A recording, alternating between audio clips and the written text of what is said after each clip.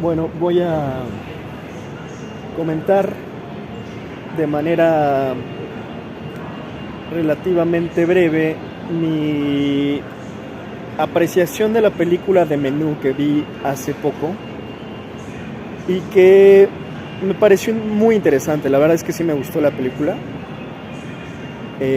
Sale esta Anya Taylor y no recuerdo el nombre del actor que la hace de chef. Sí, chef. Oui, chef. Eh, pero bueno, realmente no es tan extenso este análisis porque tampoco siento que tenga demasiada complejidad la película, sin embargo es interesante.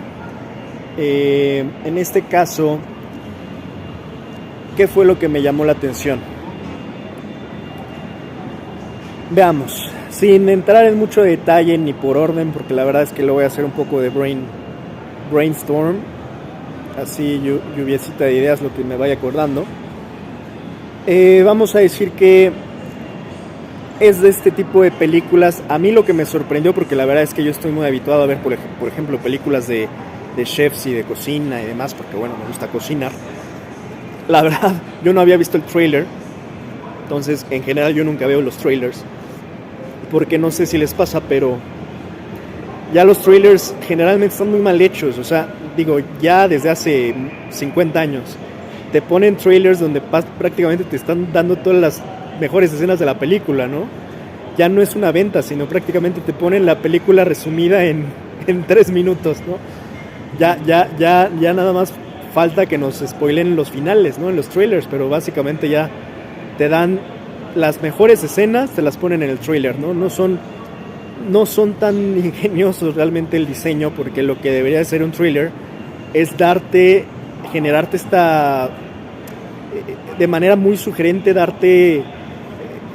invitarte, darte esta curiosidad o ganas para ver una película, ¿no? O sea, te tiene que generar curiosidad, no básicamente spoilearte, ¿no? Las mejores escenas de la película, porque entonces ya mataste todo el misterio y toda la curiosidad. Por eso es en general que yo no veo trailers, ¿no? Este no fue la excepción, yo no lo había visto y la verdad es que en general es bueno, insisto, no verlos por esto mismo, o sea, porque al final pues la película te va llevando y justamente pues te llevas buenas sorpresas. En este caso me sorprendió irme dando cuenta, por cierto, spoiler alert, aquí voy a hablar de la película, insisto, entonces todo aquel que no la haya visto pues ya no siga con esto porque pues voy a spoilearla básicamente, ¿no? Entonces el tema es que no te esperas que en algún punto una película que pensabas que iba a ser de cocina se transforme en una especie de thriller gastronómico, ¿no? En otra cosa, ¿no? De suspenso, de trama, de psicología humana, o sea, de comportamiento humano, en fin. Eso es en lo que se termina transformando básicamente de menú.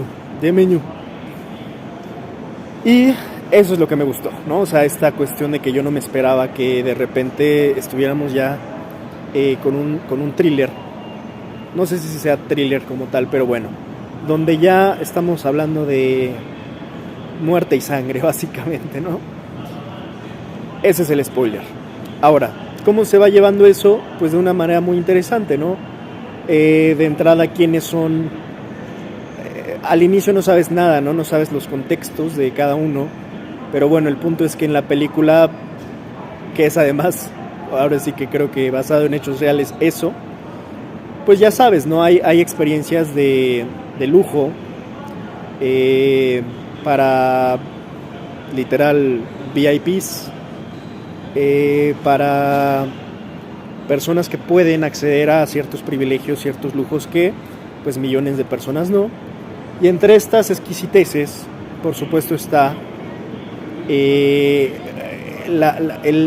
sector culinario, gastronómico, ¿no?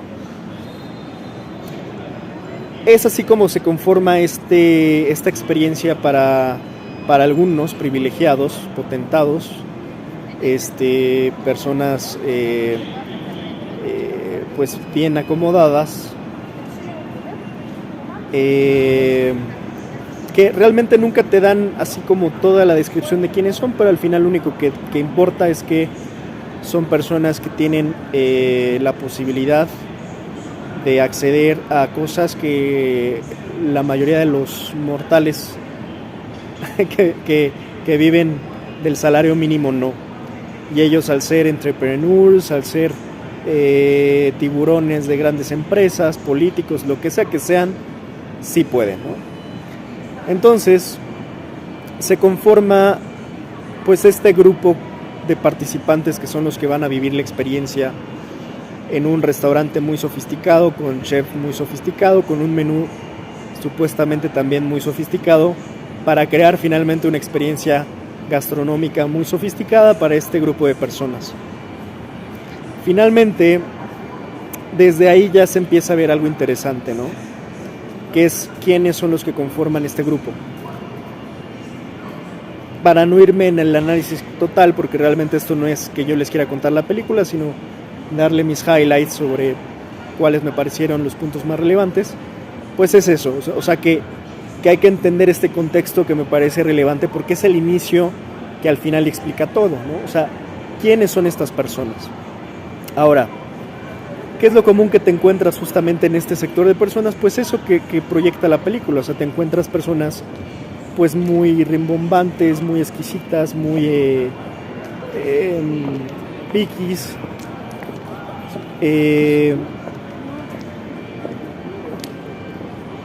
personas que también pueden llegar a ser pretenciosas, posers, de estos de estas personas que también les gusta mucho fingir que saben cuando no saben, neófitos,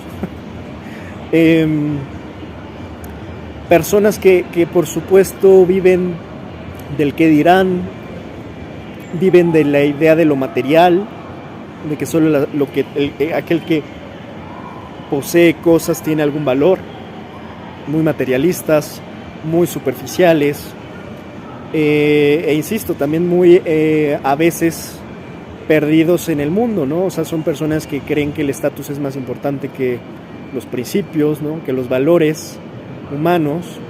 En fin, di una muy genérica descripción de cómo puede llegar a ser la idiosincrasia de este tipo de personas que conforman este tipo de estratos, ¿no? Para ellos, digamos que no hay un pensamiento colectivo, sino es un pensamiento totalmente individualista, egoísta, y así, ¿no? O sea, ese es más o menos como, insisto, como de manera muy genérica lo que te puedes encontrar en ese tipo de grupos, ¿no? Esta cualidad, o más bien esta forma de ser, ¿no? De muchos que quieren aparentar ser lo que no son, yo diría que es una de las cuestiones más comunes en estos estratos, porque muchos, es como este ejemplo común, ¿no? Cuando se habla, por ejemplo, de los realmente millonarios en el mundo, pues realmente estamos hablando de que son contados, o sea, no es como que abunden, por eso son millonarios, por eso se habla de ellos cuando hablas de Bill Gates, Elon Musk y demás. Y es muy común también, el propio, se habló mucho en algún momento de Steve Jobs, ¿no? Y demás. Es muy común que cuando tú los ves, pues si no supieras quién es y de repente ves que están usando unos jeans y una playera normal, dirías, pues si no me dices quién es, igual y ni sé que es millonario, ¿no? Hay muchos empresarios que han dado muestras de su propio minimalismo, ¿no? De esta cuestión. Steve Jobs creo que era de esos ejemplos, muy buenos ejemplos, que te podías dar cuenta de que el tipo realmente el dinero era lo que menos le importaba. Él le importaba mucho más la idea, la creatividad, el proyecto, su legado, otras cosas que era lo que realmente se notaba que Steve Jobs era lo que le daba valor.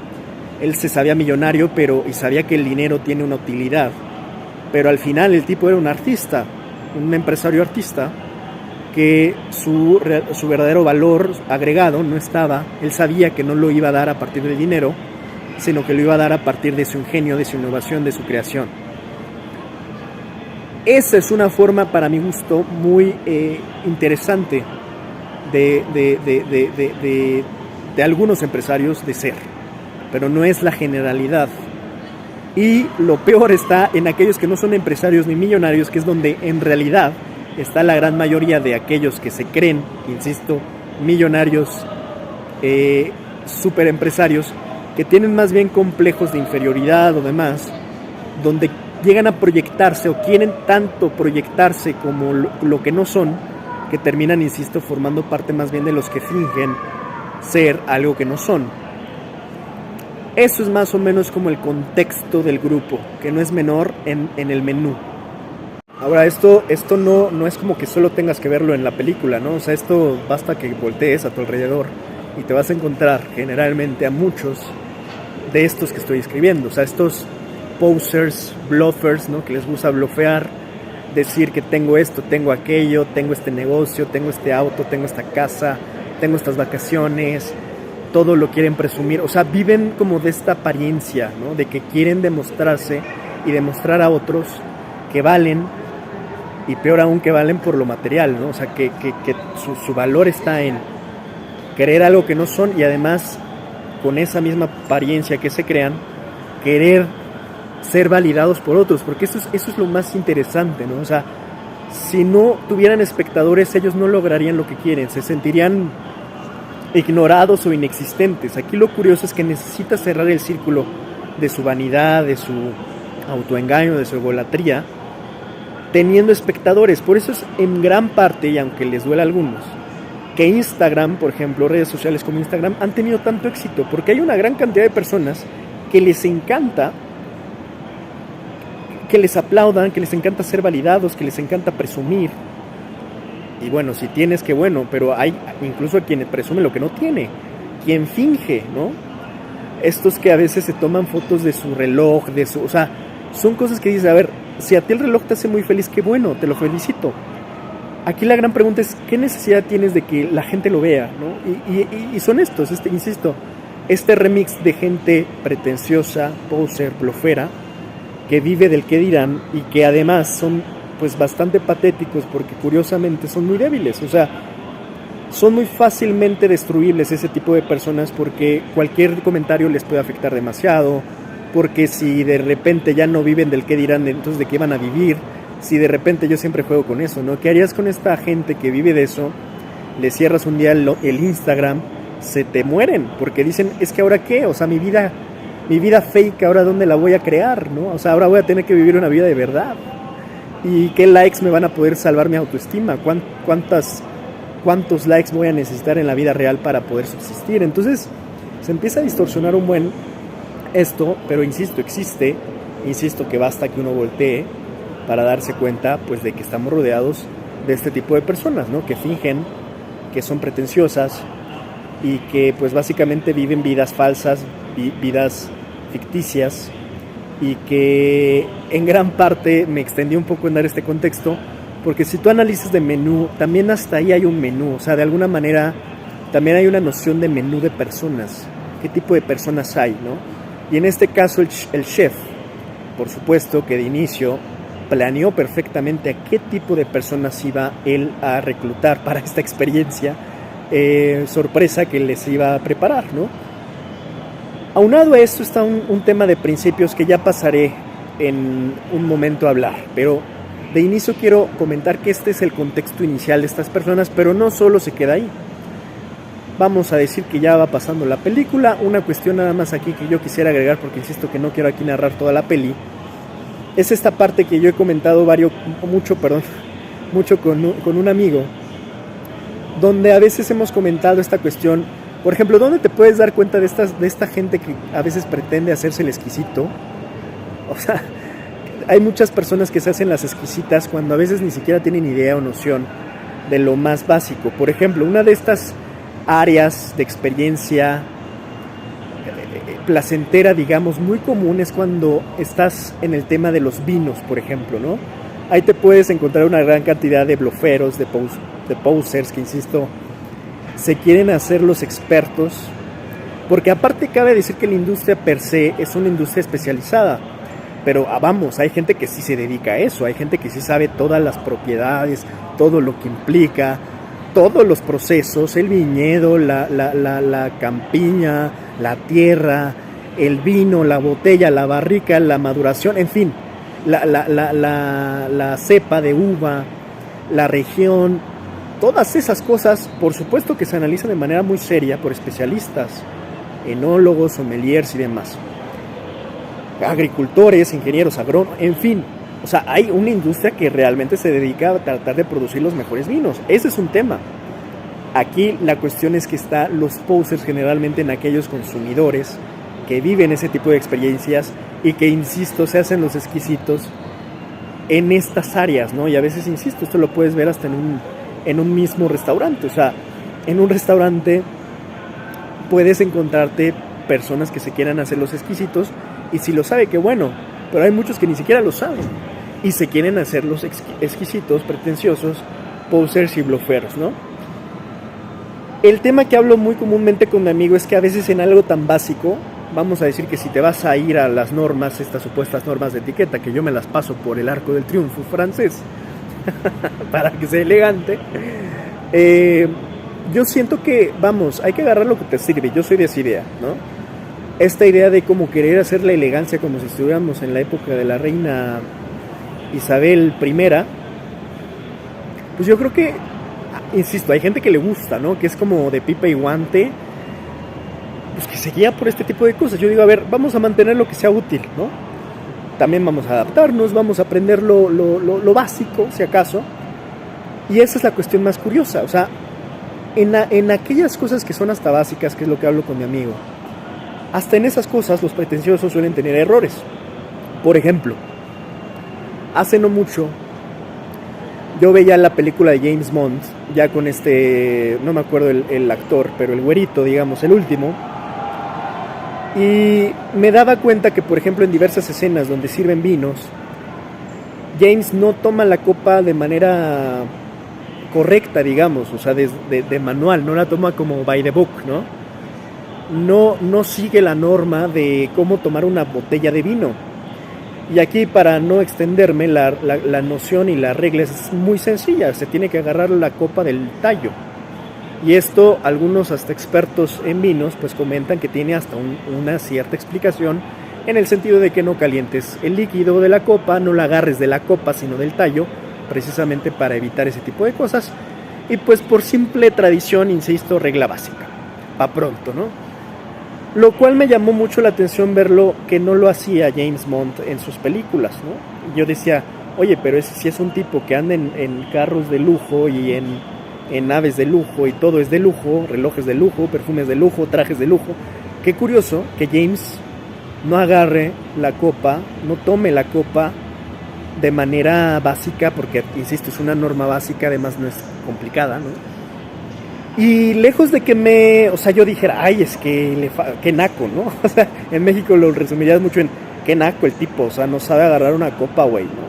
Pero me gustó que un tipo que demuestra tanta elegancia de repente sea como un poquito irreverente y diga, pues mira, esta es esa regla básica, pero yo me la paso por donde quiera, ¿no? Pero sí me surgió la duda, o sea, es una cuestión de que no se fijaron en el detalle el director, no se fijó el actor. Al final, pues para el caso, ninguno de los dos, porque pues en las escenas ya aparece. Y pues al final también digo, pues si fue adrede, me agrada, ¿no? O sea, si fue adrede el hecho de que dijeran, no nos vamos a fijar en cómo agarra la copa James Bond, la copa de vino que además le sirve a su pareja. Hay varias escenas, pero una particular es en el tren, donde va con ella. Y muy elegante, pues le pide al mesero el vino y demás, pero insisto, me llamó la atención que pues máxime de la elegancia no agarrara la copa de vino como en teoría te dice la regla básica. Ahora, esto es lo que justamente yo platico de manera interesante con mi amigo, ¿no? Esta cuestión de, a veces hasta esas cosas, los que se hacen los exquisitos, no aplican o ignoran, y eso no quita que se sigan queriendo hacer los exquisitos. Particularmente en esta película de Menú, pasa algo bien particular en la misma escena donde hay vino, y ahí también creo que el propio director, siento que hizo algo adrede, muy interesante que fue que unos sí agarran la copa de manera correcta y otros no. O sea, es una mezcla de que unos agarran la copa de vino bien y otros la agarran como Dios les dé a entender.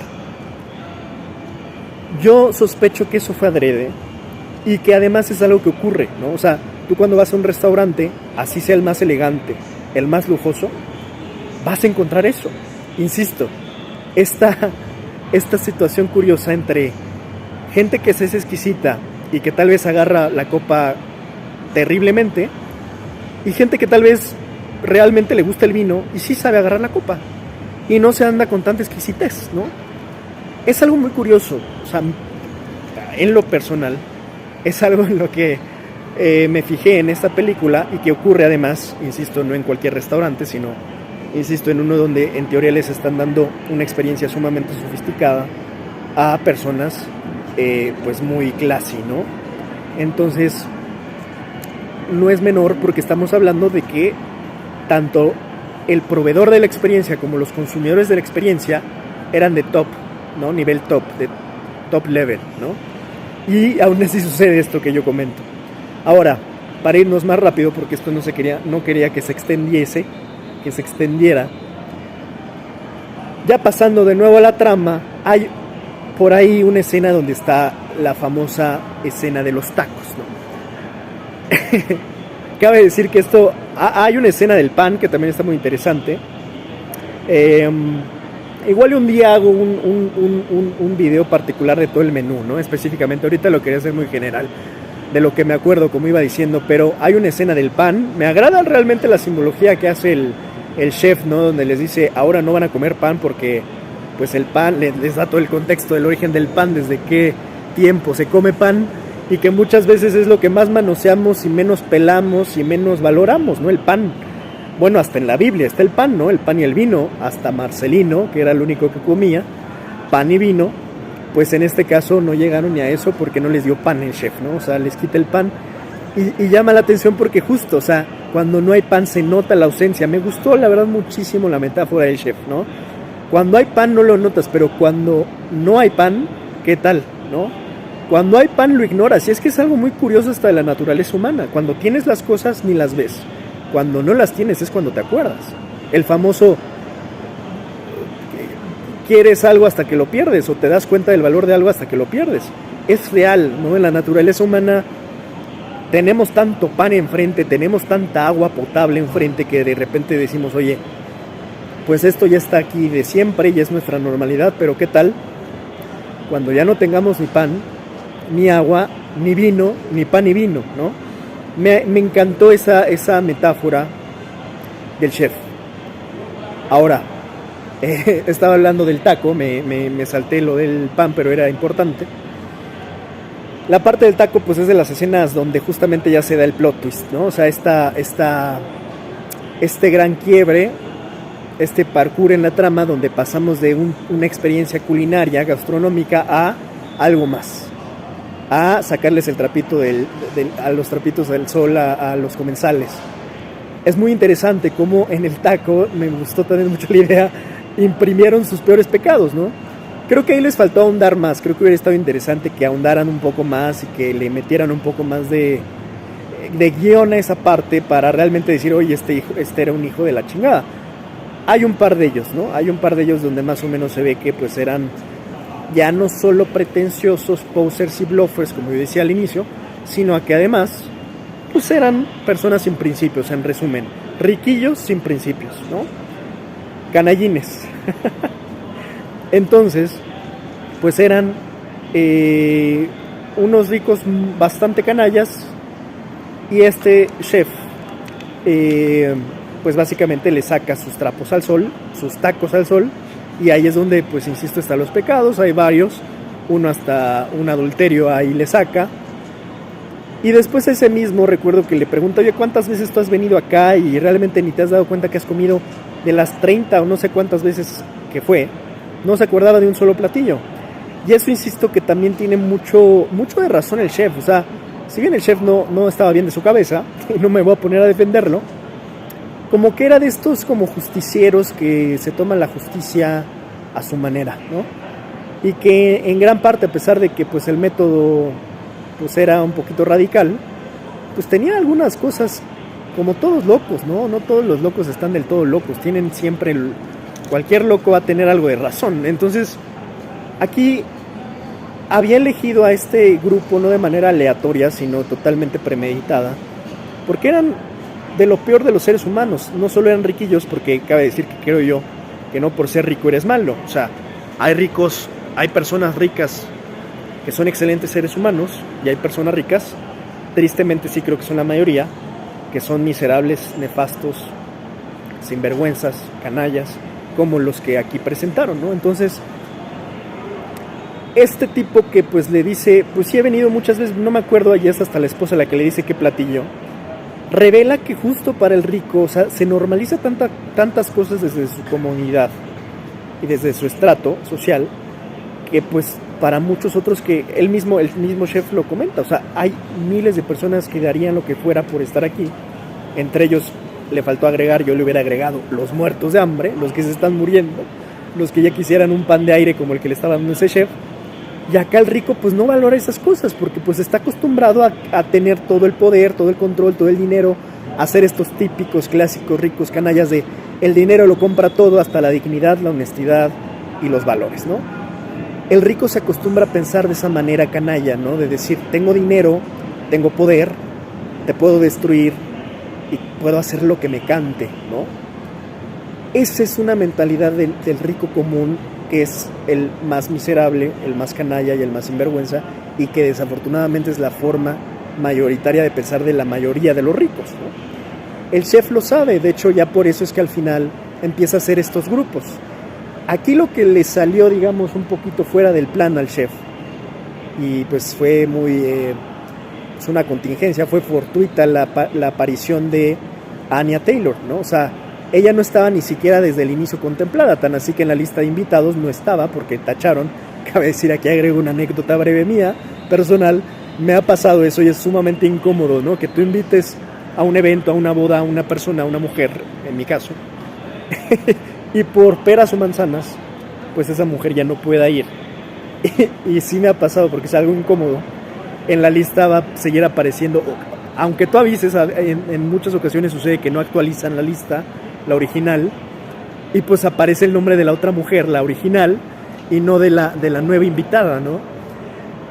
Cierro paréntesis, me ha pasado ese tipo de experiencias, y confesar es un poquito incómodo, ¿no? Porque es un poquito incómodo para ambas partes, tanto para uno que invita como para el invitado, porque pues ella se siente como que no fue considerada de inicio y que termina siendo como la segunda opción o como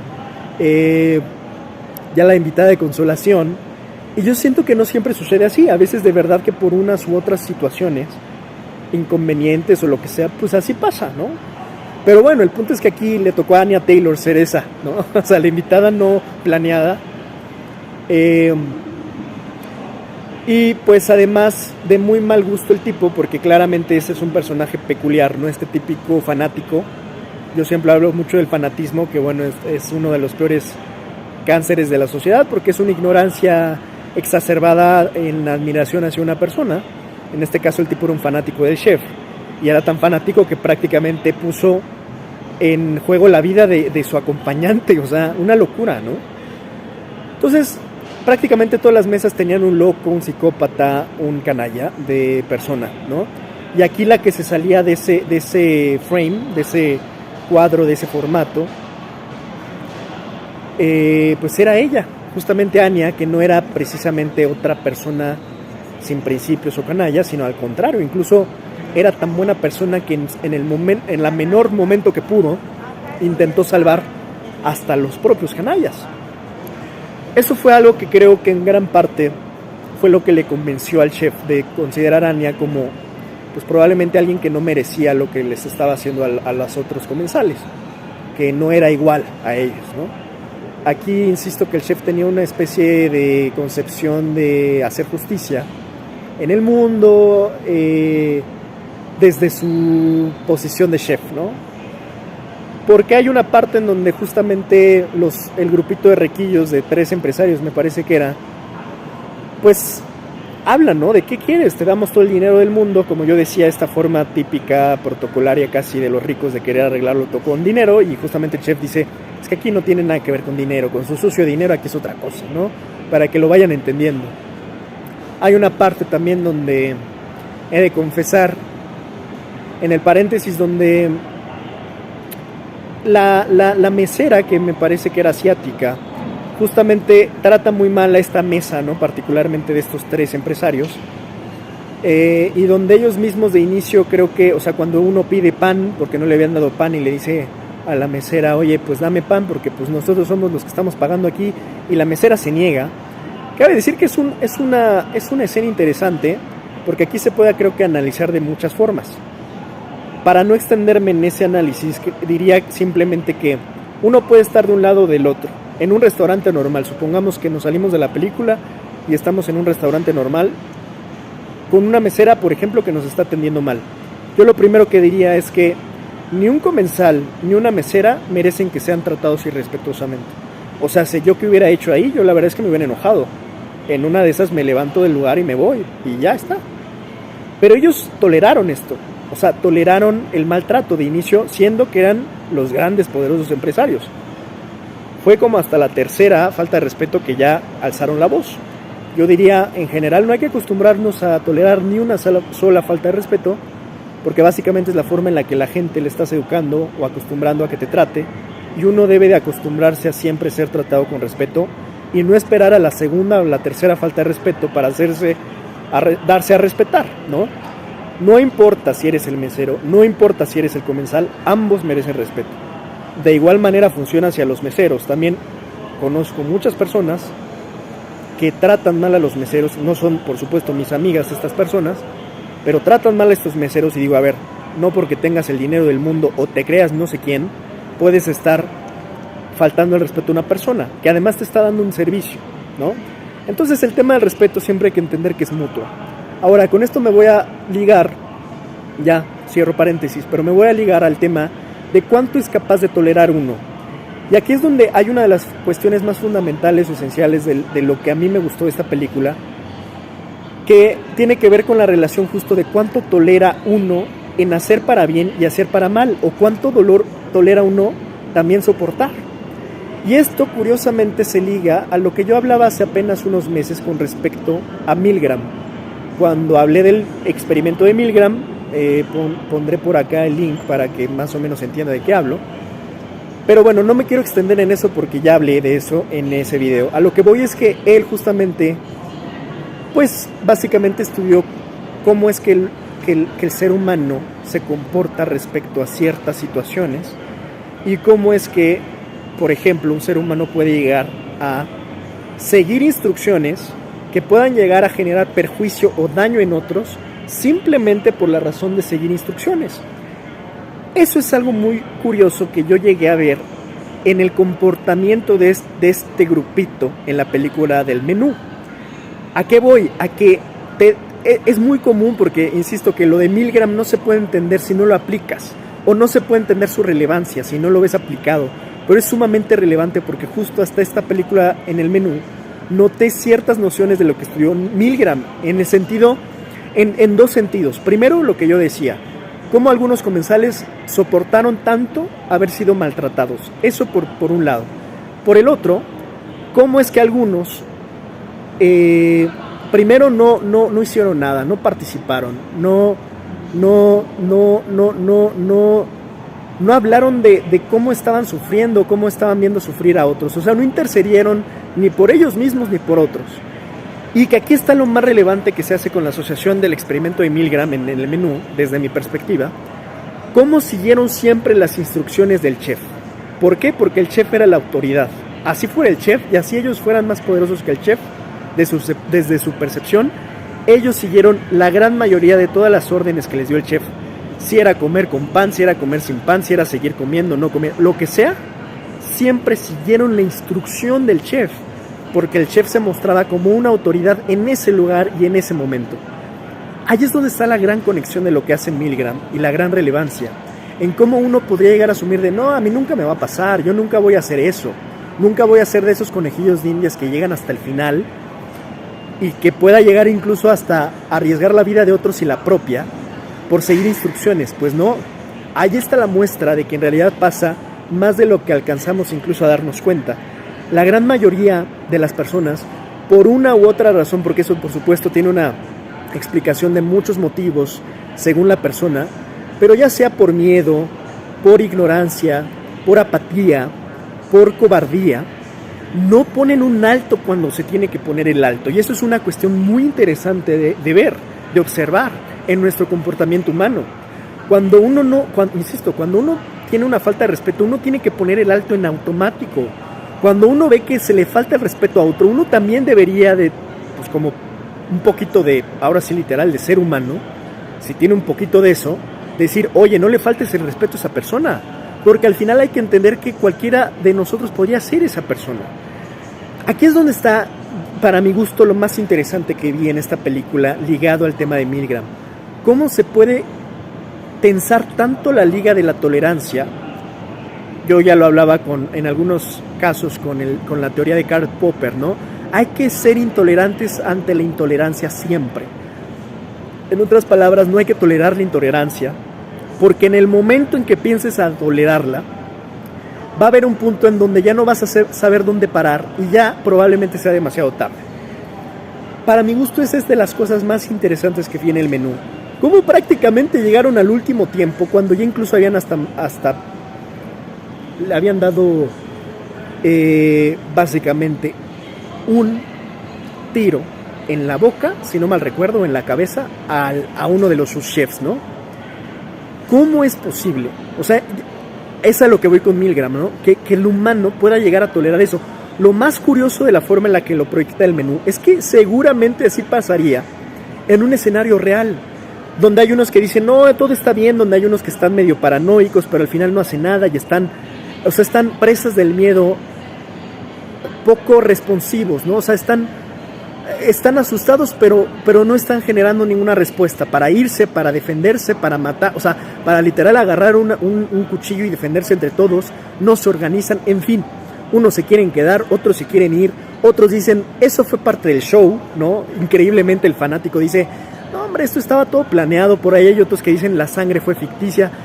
Esa es la cuestión tan compleja del comportamiento humano y de, insisto, cómo Milgram en sus experimentos predijo esto, lo estudió, de cómo podemos llegar a tolerar cosas que son totalmente intolerables, de cómo también podemos llegar a ejercer dolores y las personas no hagan nada, ¿no?, al respecto, y sigan instrucciones. Ya sobra decir las instrucciones, ya no solo que le daban a los comensales, sino de inicio las instrucciones que les daba a sus ayudantes cocineros, que es muy curioso cómo la película no ahonda, ¿no?, en explicarnos cómo es que de entrada llegaron ellos a ser sus ayudantes, pero pues te imaginas que fue en un modus operandi muy similar, con amenazas, con intimidaciones, con violencia, ¿no? Están trabajando para el chef. Pero aquí lo más curioso es al final ver este resultado, cómo hay en el cuarto y en ese lugar hay más de 30 personas y el chef es el más poderoso. ¿Por qué? Porque todos siguen sus instrucciones, porque logró transmitir el miedo a todos y prácticamente todos están sin respuesta, con temor de lo que haga el chef, cuando si fueran un poquito más inteligentes, pues es creo que muy sencillo, por puras matemáticas, 30 personas contra un chef, pues creo que se pudieron haber liberado todos, pero no lo hacen y eso es, insisto, algo que pasaría muy comúnmente en cualquier situación con seres humanos. Ese es nuestro comportamiento, muy extraña forma de comportarnos, pero es así. Y tan es así que en realidad las masas así funcionan. O sea, las masas, me refiero al mundo de personas que habitan este planeta, funcionan de esa manera, ¿no? Por eso es que los gobiernos y los poderosos han podido y han sabido controlarnos también a través del miedo, a través de la amenaza, a través de la intimidación, del engaño, y nos tienen en una especie de estado de shock dopados, con miedo, quejándonos, gritando, pero sin hacer nada, ¿no? O sea, estamos como, pues sí, hay injusticia, hay guerras, hay esto, cualquier día me podría pasar a mí, pero bueno, pues ojalá nunca suceda. ¿No ves? O sea, en un escenario como el que estamos viviendo ahora, y como se ha vivido en muchas décadas en el mundo, sería para que la revolución fuera algo constante, o sea, la revolución social, los levantamientos armados, en fin, la revuelta social debería de ser algo de diario, y es algo muy curioso que no suceda, a pesar de las injusticias, a pesar de la guerra, a pesar de la violencia, a pesar de la delincuencia, la gente está dopada. Y está dopada por esta misma fórmula que se ve en el menú y que, insisto, pues estudió el propio Milgram. Para mi gusto esto es de lo más relevante que nos proyecta la película. Ahora ya para cerrar, pues finalmente pues sucede esta especie de expiación, al final la obra de arte que es como una especie conceptual del chef, que era, pues al final ustedes van a ser parte de este menú y van a ser chamuscados en vida, ¿no? Se termina concretando. Hay una escena ya al final, que es cuando Anya Taylor además rompe el molde, desde además entendiendo un poco quién era el chef, que era lo que buscaba, era sin duda la más inteligente del cuarto, ella, la que veía el elefante en el cuarto era ella, cuando incluso intentó salvarlos a todos a partir del radio y no se pudo lograr, pues al final dijo, bueno, no los puedo salvar, pero muy inteligentemente dijo, bueno, si ellos no, pues yo sí. Y ocupó algo que no había sido ocupado de esa manera, porque ella en algún momento dijo, no voy a probar el menú. Y si te das cuenta, no es lo mismo decir eso, porque el chef lo que le dijo ahí fue, pero ¿cómo vas a saber si es bueno si no lo has probado? Escenas después sucede que cambia sutilmente esa forma y lo que dice es, ya lo probé, pero no me gustó. Y además, y le da un excelente speech ahí de todo lo que había hecho, que creo que se le va hasta el psicoanálisis, casi le revela todos los miedos de infancia al chef, porque le dice, tú siempre has buscado ser esto y nunca lo has logrado, y qué patético, porque al final no eres capaz ni siquiera de hacer una buena hamburguesa, por ejemplo, ¿no? O sea, y además, esto que se supone que era una experiencia gastronómica, me estoy yendo con lo peor, que es además, no solo con miedo, sino con hambre. Es una maravilla lo que le dice, ahora obviamente le estoy parafraseando terrible, pero es una maravilla lo que le dice Anya Taylor ahí en esa escena, ¿no? O sea, no solo no lograste, no solo esta experiencia fue terrible, sino de que además me fui con hambre. Tú que eres el gran chef, ¿no? Y le dice, ¿cómo puedo compensar eso? Pero si te das cuenta, ya hay una gran diferencia entre lo primero que le dijo y esto, porque aquí lo que está diciendo Anya es que ya probó la experiencia y los platillos y fueron nefastos. Y además todavía tiene hambre. Y además, pues es básicamente un fracasado chef, porque pues es más fama y prestigio que realmente, o sea, es más humo que sustancia. Eso por supuesto le da el clavo de lo que está, o sea, de lo que le dolió incluso al chef. O sea, le dolió, pero además le dolió en un sentido no de me ofendiste a lo tonto, sino que me ofendiste con razón. Y le da la razón y le dice, bueno, no te puedes satisfacer, dime qué podemos hacer para que te vayas contenta de esta experiencia. Le dice, pues prepárame, y esto creo que es la cumbre, lo culminante de esta gran película. Pues mira, no te compliques, brother, ¿no? O sea, prepárame una hamburguesa con queso y ya está, ¿no? Una cheeseburger. Hazme una y con eso te perdono. Pues es en un momento además de máxima tensión, porque ella estaba a punto de darle cuello al resto, cuando por fin vimos algo de cocina en la cocina y donde realmente se ve que se esmeran en hacer esa muy apetitosa hamburguesa que a todos se nos antoja y babeamos cuando vimos, y le entregan esta hamburguesa, ella misma dice, y bueno, pues ni siquiera me la quiero comer aquí, me la quiero para llevar. Es donde ya prácticamente somete al chef, y lo somete de manera justa por todo lo que había pasado. Él mismo lo acepta, el propio chef, y dice, pues ya me voy. Le dan todos, no solo el chef, sino hasta los propios comensales, como diciendo, sálvate tú, porque pues creo que fue de los personajes que a todos les terminó cayendo bien, ¿no? A propios extraños. Le cayó bien el chef, le cayó bien a los comensales. Y ella dice, bueno, pues con permiso, ¿no? Yo ya hice lo que tenía que hacer aquí. Yo de entrada ni estaba contemplada en este macabro plan. Pues ahí nos vemos, ¿no? Ahora sí que provechito, ya me voy. Creo que es muy interesante cómo cierra. Creo que cierra perfectamente, ¿no? Esta culminación de cómo ella se va, cómo al final el chef termina chamuscando a estos otros. Y eso es prácticamente la película, ¿no? O sea, realmente me pareció muy interesante, ¿no? La forma en la que, pues, ahora sí que conceptualmente hablando, el director concibió esta película que, insisto, de inicio pintaba gastronómica y se terminó volviendo algo macabro, como una especie de justicia social entre los que siempre dan servicio, porque en algún punto el chef explica su concepto, ¿no? Se lo explica a Anya, este mundo de los que servimos contra el mundo de los que se sirven de nosotros. Y era un poco esa justicia que buscaba el chef recuperar al final en su gran obra de arte, de su gran platillo principal, que en realidad eran los propios comensales, ¿no? Es así como se cierra el círculo en el menú. Para aquellos que no la hayan visto, pues con esto sobra decir que ya no la vean porque ya se las spoileé toda. Pero véanla de todas maneras, ¿no? O sea, véanla.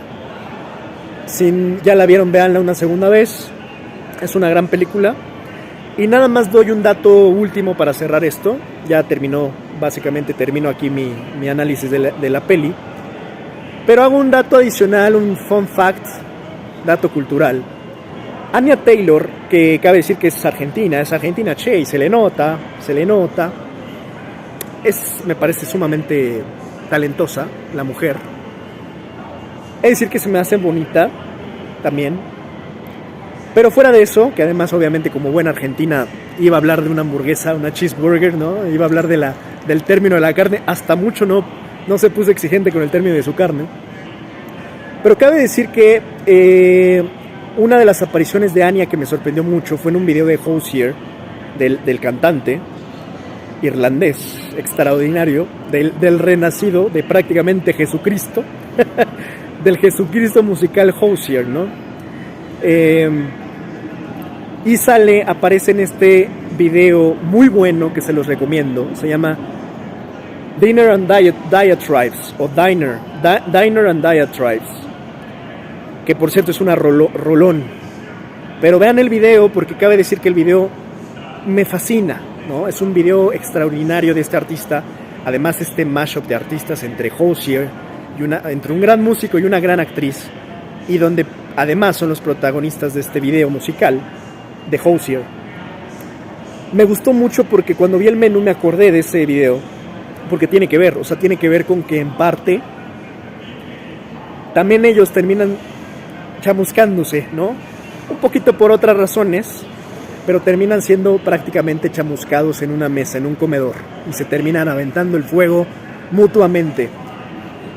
Para no extenderme en ese análisis, lo único que digo es que es una maravilla, también es una obra de arte, tanto la canción como el video, donde creo que básicamente hay una pugna de pasiones, de tensiones, donde uno quiere comerse al otro vivo, casi, donde creo que al final lo que nos está proyectando es un poquito cómo funciona el amor, ¿eh?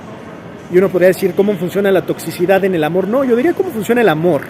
Y el amor a veces es eso, por más que lo queramos negar, por más que los psicólogos que quieren que todo sea un modelo perfecto, o la psicología. No, la verdad es que el humano es imperfecto por todas estas cosas que he comentado en este video.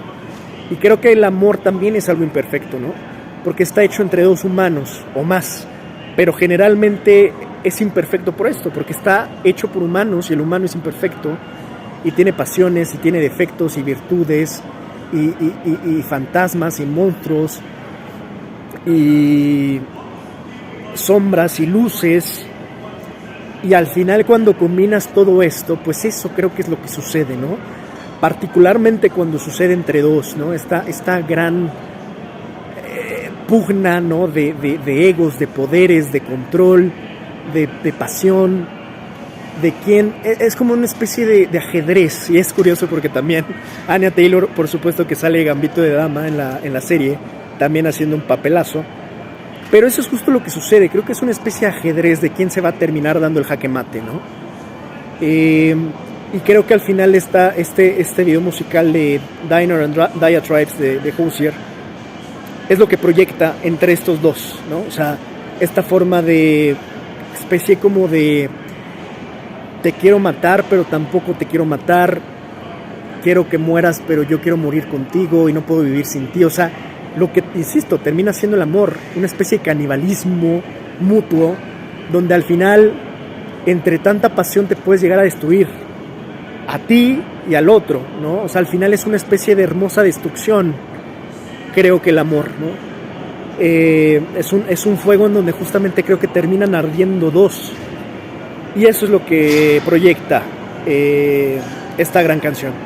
Así que bueno, ahora sí que ya terminé, me extendí más de lo que quería como siempre, pero creo que quedó bien circulado tanto la película como este dato adicional de Diner and Diatribes, que insisto, cuando yo vi de menú me acordé mucho del video musical, porque realmente cuando vean ambos, van a ver que hay como que cosillas en común. No sé si una cosa inspiró a la otra o viceversa, pero se alimentaron mutuamente, ¿no? Los proyectos artísticos. Así que bueno, hasta aquí mi comentario sobre el menú y pues solo termino diciendo, véanla por favor porque vale mucho la pena.